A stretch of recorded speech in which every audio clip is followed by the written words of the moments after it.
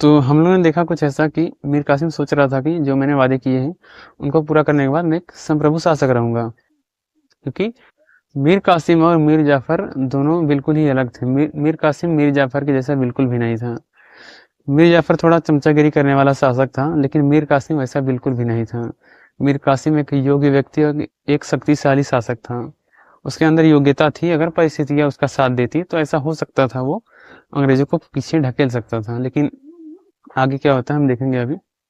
फिर अभी मीर कासिम को क्या लगता है कि अंग्रेज चुट्टा सा हमको छोड़ेगा नहीं। उसने मीर जाफर को हटाया, वैसे मुझे भी वो हटाएंगे आगे चल के। तो मीर कासिम को कुछ ऐसा लग रहा था कि हम हमें मुझे कुछ ऐसा करना चाहिए कि अंग्रेजों के हस्तक्षेप से भी बचना है मुझे, और अंग्रेजों को टक्कर देने के लिए मुझे अपनी सेना को मजबूत करना पड़ेगा, और एक आधुनिक सेना की गठन गठन करना पड़ेगा। एक आधुनिक सेना का गठन करना पड़ेगा, और अपनी अर्थव्यवस्था को भी मजबूत करना पड़ेगा। मीर कासिम के माइंड में ये सब चल रहा था, क्योंकि मीर कासिम एक योग्य व्यक्ति था, बुद्धिमान था और चालाक भी था। तो फिर आगे क्या करता है वो कुछ ऐसा माइंड लगाता है कि मुझे मतलब कि हम अंग्रेजों के हस्तक्षेप से जितना ज़्यादा हो सकता है अभी बचें, क्योंकि मीर कासिम समझ रहा था कि अंग्रेजों के पास ताकत है अभी। तो मीर कासिम अभी थोड़ा बच रहा था और उनके हस्तक्षेप से बचना चाहता था, और अपनी अर्थव्यवस्था को मजबूत करना चाहता था, अपनी इनकम को बढ़ाना चाहता था, और एक आधुनिक सेना का गठन करना चाहता था। तो मीर कासिम क्या क्या करता है ऐसा। मीर कासिम ने इसके लिए कुछ कार्य भी किए थे कि उसकी अर्थव्यवस्था मजबूत हो, बंगाल में शासन व्यवस्था अच्छा रहे, कानून व्यवस्था अच्छा रहे। तो इसके लिए मीर कासिम कुछ अच्छे कार्य करता है, उसको हम लोग देख लेंगे।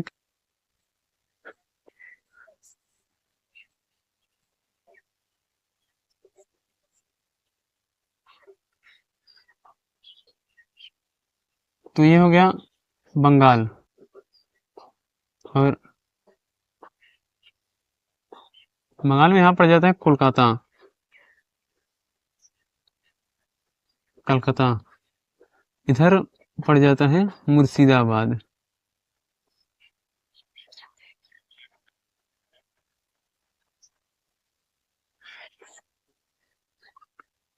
तो अभी क्या था,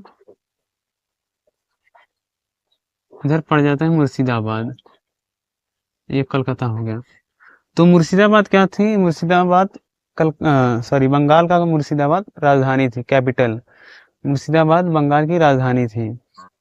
तो ये जो राजधानी थी कलकत्ता के बहुत ही नजदीक पड़ता था, और समुद्र के भी नजदीक था। तो अंग्रेज यहाँ पर मतलब कि उनको आसान पड़ता था यहाँ पर आने जाने में। तो मीर कासिम ने क्या माइंड लगा, राजधानी को थोड़ा इनसे दूर लेके चलते हैं। तो इधर एक जगह है, दक्षिणी बिहार में एक जगह है मुंगेर करके।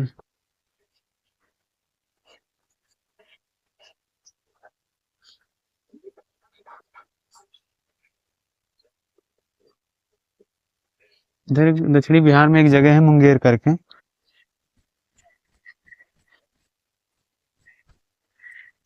तो फिर मीर कासिम क्या करता है, अपनी राजधानी को शिफ्ट करता है। कहाँ, मुर्शिदाबाद से मुंगेर में अपनी राजधानी शिफ्ट करता है।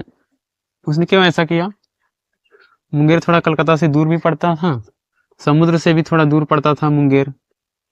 अब यहाँ से अंग्रेज आसानी से आ जा सकते थे, यहाँ उनको थोड़ा दूर पड़ता था। उसको लगा ये लोग थोड़ा यहाँ पे हस्तक्षेप कम करेंगे, हमारे बीच में टांग कम अड़ाएंगे अगर हम यहाँ पर रहेंगे। तो उसने अपनी राजधानी को मुंगेर शिफ्ट कर दिया, मुर्शिदाबाद से। तो अब अंग्रेजों को ये बात खटक गई कि चलो मान लो मीर जाफरा तो मान लो कि वो पैसे दे नहीं पा रहा था, कंगाल हो गया था। ये चुट्टा तो हमें हमें चुनौती दे रहा है सीधे तौर पर, ये दिखा रहा है कि मैं शासक हूँ। मीर कासिम अभी यही दिखा रहा था कि मैं संप्रभु शासक हूँ, तुम कितनी भी बड़ी शक्ति हो लेकिन शासक तो मैं ही हूँ। तो अंग्रेजों को ये बात खटक गई कि इसने राजधानी शिफ्ट किया, वो भी हमसे बिना पूछे, हमसे इजाजत भी नहीं ली, और राजधानी भी शिफ्ट कर दिया।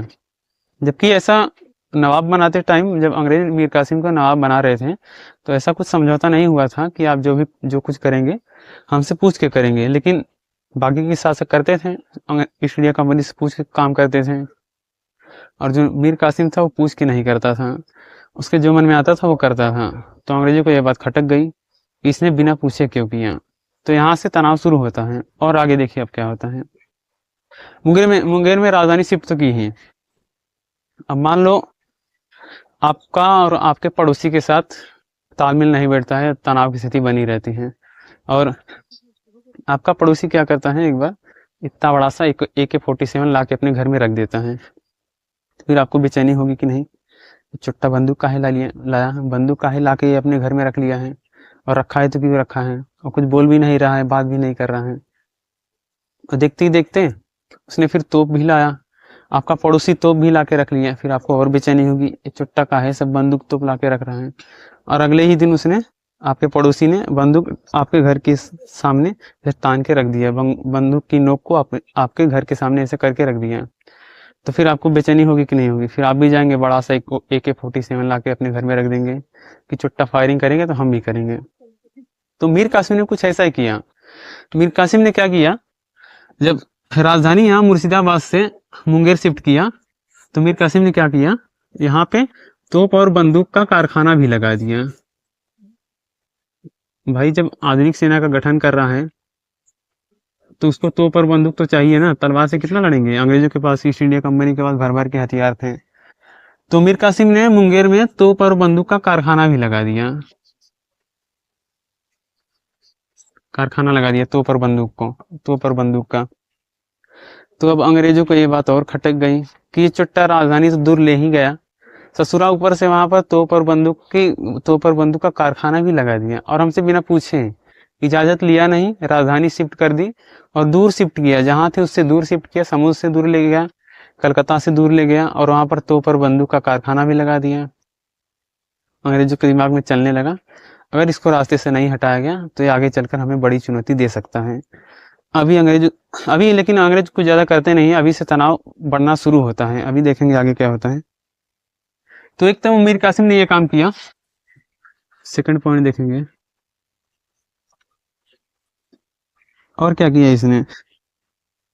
और जैसे कि उसको अपनी इनकम बढ़ानी थी, तो सोचता है क्या करे। हाँ, आइडिया क्या करता है अपनी इनकम बढ़ाने के लिए, जैसे मान लो ये दो सामान हो गया, ये कोई एक सामान हो गया, फिर कोई दूसरी वस्तु होगी, दो वस्तु मान लो, इस पे पहले टैक्स लगता था 5 रुपए, अभी इसने लगा दिया 10 रुपए, टैक्स बढ़ा दिया। मान लो इस पे नहीं था तो इस पे लगा दिया कुछ टैक्स, तो उसने एक्स्ट्रा टैक्स लगाया, अतिरिक्त कर लगाया, अपनी इनकम को बढ़ाने के लिए उसने एक्स्ट्रा टैक्स लगाना शुरू कर दिया वस्तुओं पर।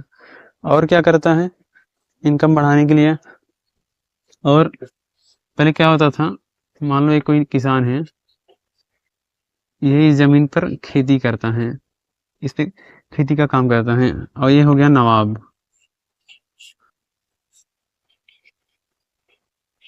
तो पहले क्या था, किसान इस जमीन पर जो भी खेती करता है, तो बदले में किसान को राज्य के जो शासक रहते थे उनके पास इस खेती मतलब जितना बड़ा आकार रहता था उसके हिसाब से भू राजस्व देना पड़ता था नवाब को, लैंड रिवेन्यू। तो अब ऐसे तो कई सारे किसान होंगे, सभी खेती करते थे, उस टाइम पर खेती ही चलती थी, कहाँ इंडस्ट्रियल एरिया, इंडस्ट्रीज उतनी थी भारत में। तो मान सभी पूरी अर्थव्यवस्था कृषि पर ही मान लो निर्भर थी। कृषि का उस टाइम पे बहुत ही मतलब खेती उस टाइम पे बहुत होती थी, तो अधिकतर जो लोग होते थे वो खेती ही करते थे, और फिर उन्हें भू राजस्व देना पड़ता था नवाब को। फिर क्या होता है, अभी नवाब को चाहिए पैसे भू राजस्व, तो एक एक आदमी से लेने जाएगा नहीं, नवाब को इतना टाइम थोड़ी रहेगा, इधर आओ, तुम अपना चलो लैंड रेवेन्यू दो, तुम भी अपना लैंड रेवेन्यू दो, ए भाई किधर जा रहा है, लैंड रेवेन्यू दे अपना, चल। ऐसे नवाब के पास तो इतना टाइम नहीं रहेगा ना, सबके पास जाके अपना जो है भू राजस्व मांगेगा। तो अभी यहाँ पर कौन आता है बीच में, मीडिएटर का काम करने के लिए आते हैं यहाँ पर जमींदार। क्या करते हैं, जो भी मान लो ये इस खेत पर जो भी भू राजस्व देना है किसान को, ये क्या करते हैं इस किसान से लेते थे पैसे और जाके नवाब के पास जमा करते थे, बदले में इनको कुछ कमीशन होता था। तो फिर क्या था, अभी क्या था, कुछ जमींदार जो थे, अभी कुछ जमींदारों ने मतलब किसान से पैसा तो लिया लेकिन नवाब के पास जमा नहीं किया, कुछ जमींदार ऐसा करने लगे थे, तो उनके पास बकाया था पैसा। तो मीर कासिम कहता है ससुरा तुम लोग पैसा नहीं जमा करेगा, लैंड रेवेन्यू जमा नहीं करेगा, रुक तो रुक बताते हैं। जाके सब पैसा कॉलर पकड़ पकड़ के, सबका कॉलर पकड़ के बोलता है चल पैसा दे पैसा दे। सबसे ऐसे पैसा वसूली करता है, जो भी बकाया बकाया पैसा था जिसके पास था। तो अंग्रेजों ने देखा कि ये ससुरा राजधानी दूर ले गया, तोप और बंदूक का कारखाना लगाया, आधुनिक सेना का गठन करना चाह रहा है, और तो अब इनकम बढ़ाने के लिए ये सब कुछ कर रहा है। अंग्रेज एकदम खटक गए, मतलब कि अंग्रेजों को बेचैनी होने लगी अंदर से कि ससुरा तो हमें आगे चल के बहुत ही बड़ी चुनौती देने वाला है, इसको रास्ते से हटाना पड़ेगा। अंग्रेजों के माइंड में ये सब चल रहा था, अंग्रेजों ने पकड़ लिया था उसके माइंड को। तो फिर इसको भी लिख लेंगे हम लोग।